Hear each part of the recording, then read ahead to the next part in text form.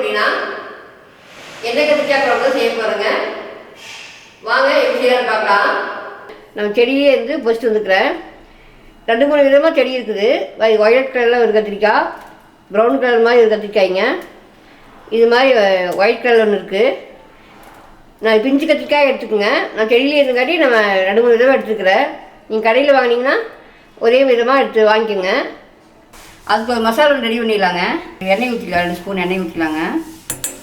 நல்லெண்ணெய் வேணால் ஊற்றிக்கலாம், நீ கடலெண்ணெய் வேணால் ஊற்றிக்கலாம். உங்களுக்கு என்ன எண்ணெய் விருப்பமோ அது ஊற்றிக்கலாங்க.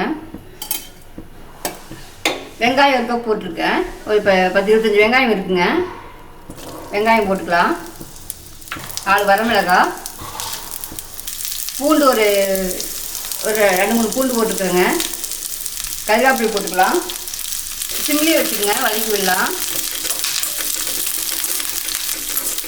ஒரு 2 நிமிஷம் வதங்கிட்டுங்க. அதுக்கப்புறம் நம்ம சீரகம் இதெல்லாம் போட்டுக்கலாம்.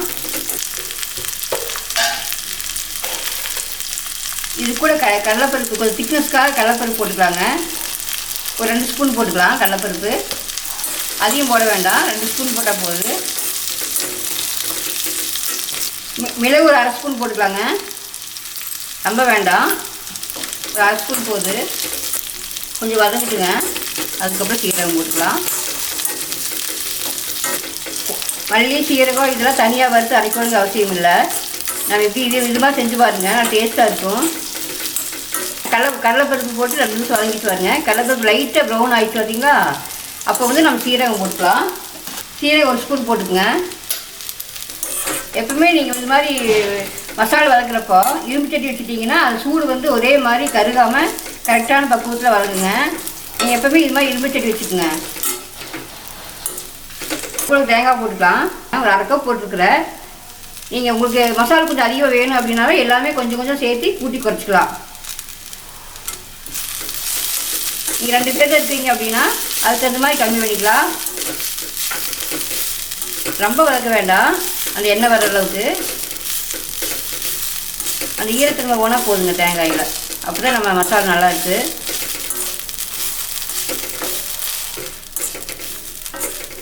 போதுங்க, 1 நிமிஷம் வதக்கிடுச்சு. நம்ம அடுத்தது மல்லித்தூள் போட்டுக்கலாங்க.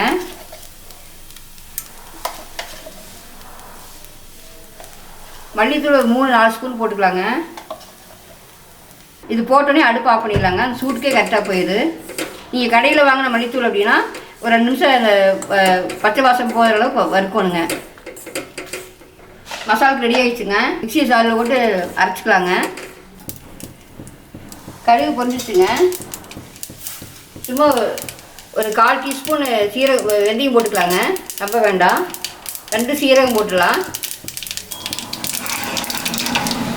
கடுகு பொரிஞ்சிச்சுங்க. கடுகு வந்து எப்பவுமே பொரியணுங்க, அப்போ தான் கடுகு இருக்கிற நன்மைகள்லாம் நம்மளுக்கு கிடைக்கும். பொரியறதுக்கு முன்னாடி நீங்கள் எதுவும் போட வேண்டாம். வெங்காயம் போட்டுக்கலாங்க.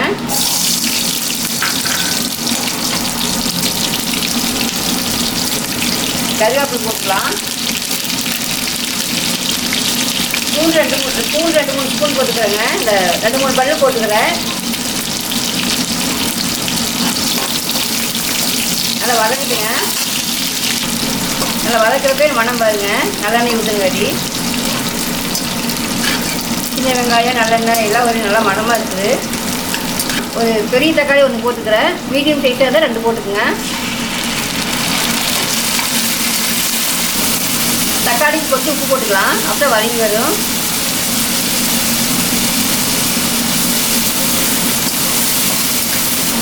நம்ம எண்ணெய் கத்திரிக்காய் குழம்பு அப்படின்னாவே கொஞ்சம் எண்ணெய் கொஞ்சம் சேர்த்து ஊற்றினா தான் டேஸ்ட்டாக இருக்குங்க. எப்போ ஊற்றுறது கூட கொஞ்சம் 2-3 ஸ்பூன் சேர்த்து ஊற்றிக்குங்க. அப்புறம் 1 நிமிஷம் வதங்கிட்டு கத்திரிக்காய் போட்டுக்காங்க.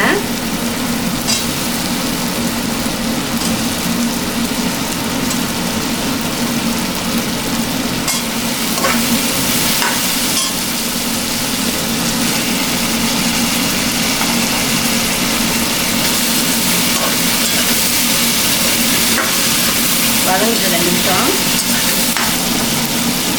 கொஞ்சம் இது மஞ்சத்தூள் போட்டுக்கலாங்க. நம்ம மசாலா ஐட்டத்துக்கும் கொஞ்சம் மஞ்சத்தூள் போடுவோம், இதுக்கு கொஞ்சம் மஞ்சத்தூள் போட்டுக்கலாம். ஒரு 2 நிமிஷம் வதங்கிட்டுங்க. நம்ம அதுக்கு மசாலா அரைச்சிட்டு வந்துடலாம். மீடியம் ஃப்ளேமில் வச்சு 3 நிமிஷம் வதக்குறேங்க. கலர் மாறிட்டு வருது கத்திரிக்காய்.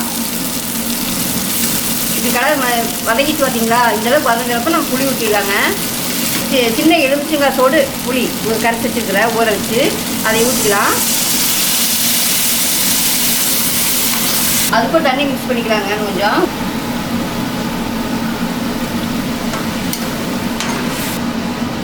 கத்திரிக்காய்கிட்ட வந்து உப்பு போட்டுக்கலாங்க. கொதி வந்துச்சுங்க. நம்ம மூடி போட்டு ஒரு 5 நிமிஷம் கொதிக்க விடலாம். திறந்து பார்க்கலாங்க. ஒரு 5 நிமிஷம் விட்டுட்டேன். தனியாக எண்ணெய் பிரிஞ்சு வந்துச்சு பாருங்க. கத்திரிக்காயில் நம்ம அரைச்ச மசாலா ஊற்றலாம். அரைச்ச மசாலா ஊற்றலாங்க. கொஞ்சம் தண்ணி ஊற்றிக்கலாங்க தேவையான அளவு. இப்படி இருக்கிற வச்சுக்கோங்க. தண்ணி ரொம்ப திக்னஸாக வேண்டாம். குழம்புக்கு வந்து உப்பு போட்டுக்கலாம். நீங்கள் அளவாக போட்டுக்கங்க, பார்த்துட்டு போட்டுக்கலாம். நம்ம போட்டு அதிகமாகிடுச்சுன்னா ஒன்றும் பண்ண முடியாது.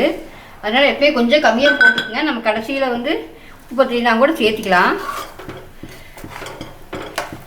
நம்ம தட்டு போட்டு மூடிக்கலாங்க. கொதி வரட்டுங்க. 10 நிமிஷம் ஆச்சுங்க. 10லேருந்து 12 நிமிஷம் ஆச்சு. நான் மீடியம் ஃப்ளேமில் வச்சு நல்லா கொதிச்சு நல்லா வந்துச்சு பாருங்க. நீங்கள் ரொம்ப எண்ணெய் பிரிஞ்சு வரணுங்கிற அளவுக்கு இல்லை. நம்ம கொதிச்சு இந்த பச்சை வாசனை போனால் போதுங்க. நல்லா வெந்துச்சு பாருங்கள். கத்திரிக்காயெல்லாம் வெந்து சேர்ந்து நல்ல ஒரு கிரேவி பதமாக வந்துச்சு. நம்ம அடுத்து மல்லித்தலை போட்டுக்கலாம். அதுக்கு அடுப்பு ஆஃப் பண்ணிடலாங்க.